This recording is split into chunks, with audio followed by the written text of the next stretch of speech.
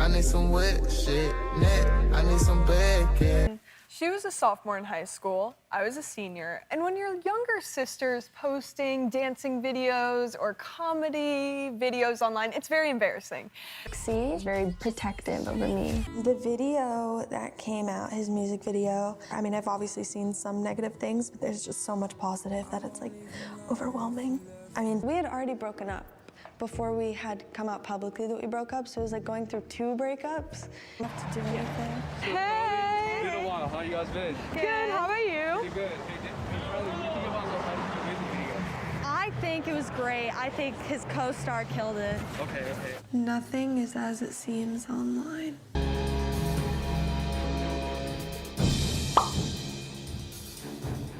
Say what you know about love. I tell you everything. I got what you need. Woke up in the store and get what you want. Go ahead. Just dancing and doing what I like to do, and everyone was also telling me that I was gonna die.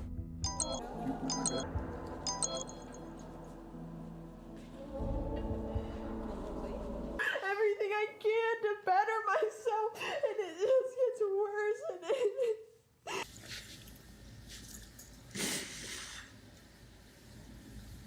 I feel like it just gets more difficult like every day.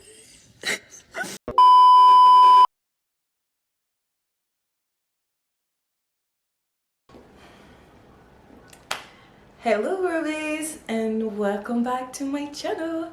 If you're new to my channel, my name is Sassy Ruby, and today's video is going to be a part 2 from the first video that I made about this subject. So if you did not watch part 1, it is about Dixie D'Amelio and a recap about the whole D'Amelio show and all that. So please, before watching this video, it will be very important that you watch part 1, and then after part 2, sorry, I'm gonna do part 3, and I'm not gonna lie, part 3 is gonna be the best part. So please don't forget to subscribe so you can know when the next video is gonna come.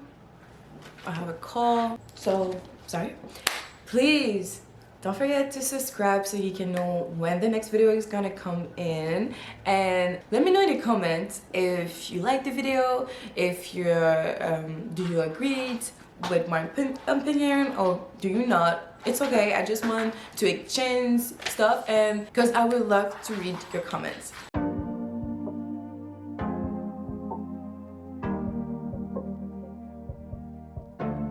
So a quick recap about what I said in part 1. So we talked about the show, how usually tele-reality, it's more like a surprising event. Like, it's so much drama and stuff that like I personally don't really believe in it, but like some people are just like amazed by that, and they're like, oh my god, I want to have a I want to have an explosive life like that. With the D'Amelio show, it was different. It was really like a docu-series where you see behind the scenes how things were going, and you can really see more in depth and how the situation affect them, because people have feelings, and this is what happened when you just decided to write something on the internet and that's it. You know?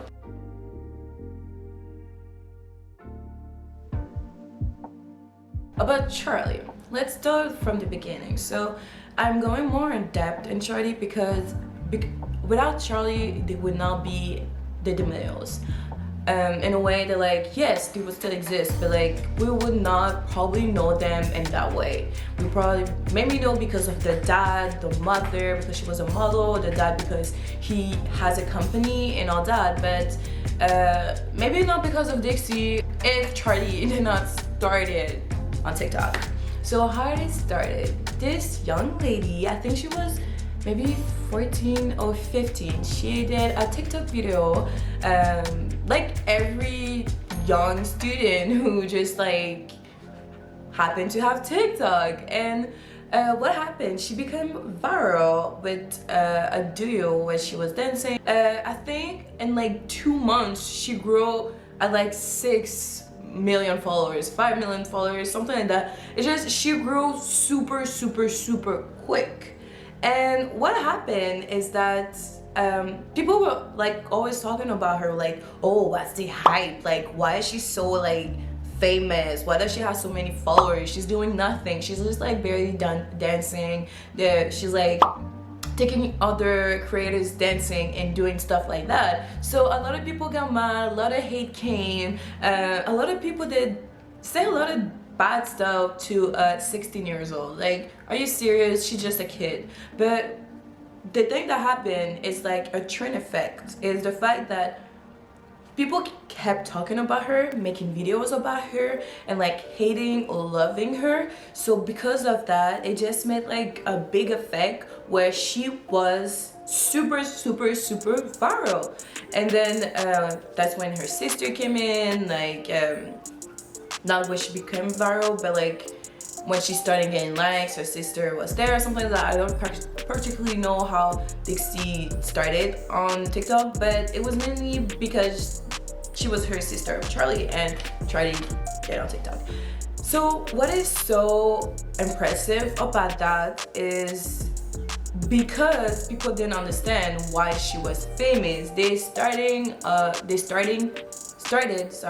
to hate on her, like badly. People started to hate on her because they didn't like the fact that she was becoming so popular. A best example where you have to grow and it takes a lot of year is Mr. Bean. Mr. Beast is a YouTuber, like you probably know him. If you don't, just Google his name. But Mr. Beast took a lot of years to grow his channel, like to become the guy that he is right now. So when someone work hard like that, it's easier to appreciate because you're like, oh, this person deserves to have all this cloud. But when it's like a 15-year-old that just started on TikTok just for fun, and then she's getting all this cloud, all this power, all those followers, like why her? Like people can think like they work so hard and they're not at this place, right?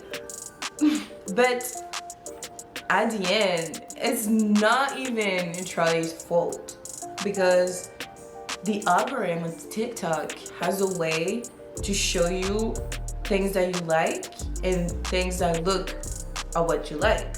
So if you're looking up a dance and you see a lot of videos about this dance, you might just see Charlie on your For You page.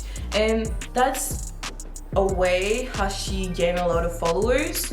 But the easy way to get followers on TikTok is just when you're on the For You page, there's just a small button where you can just click and then voila, you're following someone. And most of the time, some people won't even go back and look into the accounts that they're following. So you can even lose your account and do another account so you can follow the same person like 10 times. So imagine 10,000 people having 10 accounts, you already have 100 followers. So on TikTok, it's very easy to gain a lot of followers super quick.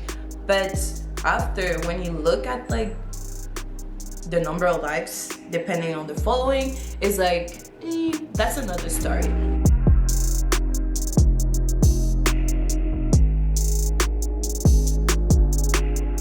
Let's go back with Charlie. After all this fame, being the TikTok queen and all that, she made a show. Because honestly, this show was very good for the Charlie, the Dixie part, but I think it was super great for the Charlie part in a way that like you can see in the life of a young 15-year-old kid how she has to not only struggle with the hate, with the power, with the fame, with the followers, paparazzi, all that, but she also has to struggle as a teenager. She does so much. At her age, I don't think a lot of people would have been capable of doing what she's doing. She's literally working a fully 14 hours job. Like even more than 40 hours, because this girl, she's gonna wake up and maybe look up in her phone and just say hi to her followers, and then she has to study, and then after she has to like rehearsal, like dance, and then she has so much stuff to do. You even see a part where she has like all her folders and she has to pick what she wants to do, but like mostly that's everything that she will do for the year. It's crazy to see or to know that there's actually people in the world who, like kids in the world, who they're gonna have like folders, and it's like, yes, today you're gonna have a job, you're gonna be like 18, you're gonna be like an adult who just work, let's go 14 hours plus school. It amazes me how, because we want to know so much about her, or we want so much about her, that she has to put up all this work.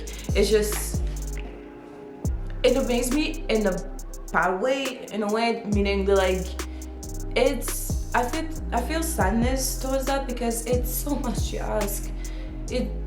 What I like about the show is they showed the sinister part about all that. She is having panic attacks, she is struggling, she needs breaks, she needs to just take a long break and just do her thing. And people honestly should understand that, like, this Charlie did not own you her life in a way. Like, yes, it's a job what she's doing, but she's still a kid. She should still have the right to just have fun. So in a way, now I understand why she decided to go in the Bahamas and just relax with her friend and her family. It's just like, leave a girl a break. I know like she should have maybe give away stuff to like other people before doing that, or I don't know like how she could have done it in a better way, but like thinking about it, it's just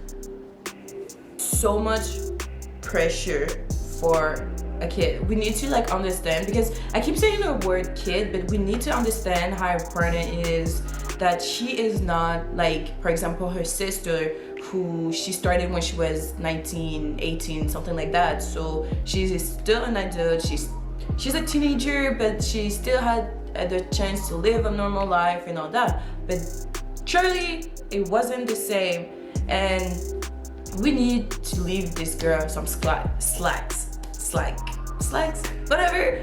We need to just like, she doesn't need to apologize for every stuff that she does, because she's young and she's learning. She is growing in front of 1,000 eyes. No, not even 1,000, millions of eyes. Like, she can just be like walking and then flirting, and then people are gonna cancel her over that because she just flirts.